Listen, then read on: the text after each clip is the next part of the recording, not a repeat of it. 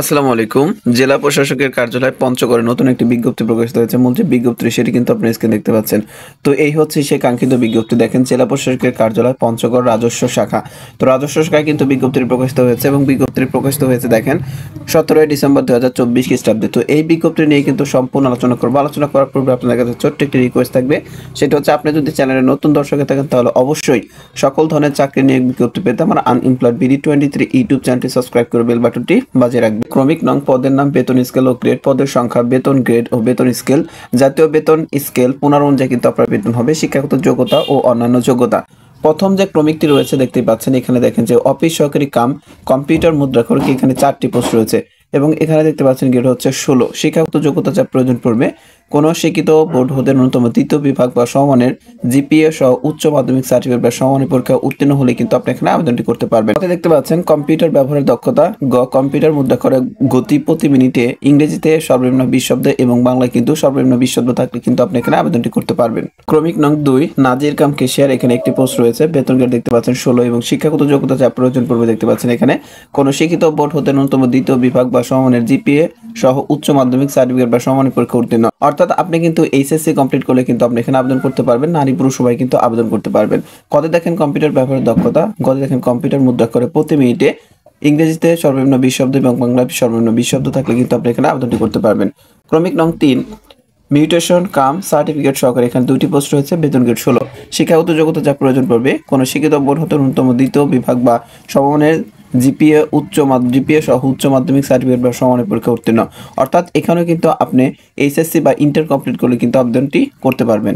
কত দেখেন কম্পিউটার ব্যাপারে দক্ষতা, কতে কম্পিউটার মুদ্রাক্ষরে প্রতি মিনিটে ইংরেজিতে সর্বনিম্ন 20 শব্দ এবং বাংলায় কিন্তু 20 শব্দ থাকলে এখানে আবেদনটি করতে পারবেন। নং 4 হচ্ছে সার্টিফিকেট সহকারে, এখানে একটি পোস্ট রয়েছে, শিক্ষাগত যোগ্য কোনো শিক্ষিত বোর্ড হতে ন্যূনতম দ্বিতীয় বিভাগ বা সমমানের জিপিএ সহ উচ্চ মাধ্যমিক সার্টিফিকেট বা সমমানের পরীক্ষা উত্তীর্ণ।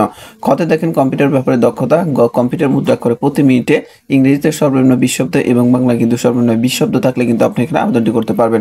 অর্থাৎ এইচএসসি কমপ্লিট করতে হবে আপনাকে।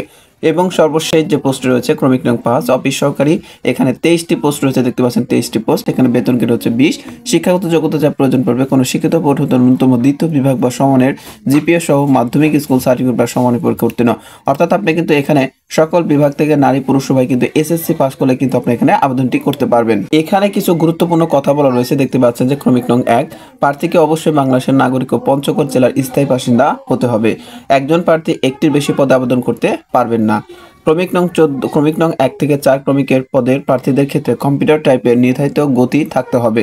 এছাড়াও এখানে কিছু কথা বলা রয়েছে, এগুলো আপনারা একটু দেখে নেবেন। ক্রমিক নং 6 অনলাইন আবেদনপত্র পূরণ সংক্রান্ত নিয়মাবলী ও শর্তাবলী। ক আগ্রহী প্রার্থীগণ http://dc.panchagor.teltalk.not.bd ওয়েবসাইটের মাধ্যমে কিন্তু আপনাদের আবেদনটি করতে হবে।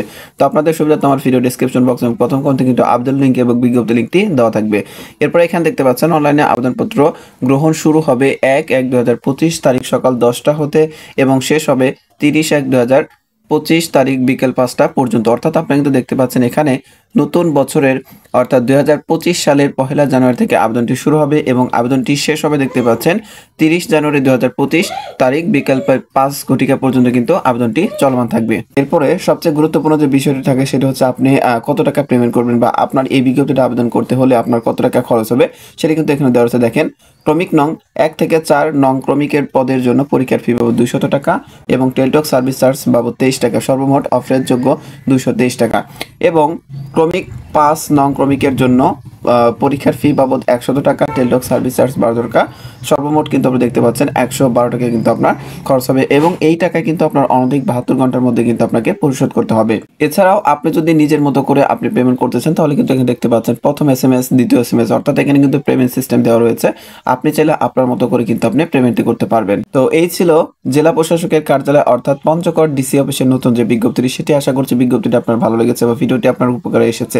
যদি সত্যিকার অর্থে ভিডিওটি আপনার উপকার আসে তাহলে অবশ্যই সকল ধরনের চাকরি নিয়োগ বিজ্ঞপ্তি পেতে আমার আনএমপ্লয়েড বিডি 23 ইউটিউব চ্যানেলটি সাবস্ক্রাইব করে বেল বাটনটি বাজিয়ে রাখবেন। ভালো থাকবেন। আসসালামু আলাইকুম।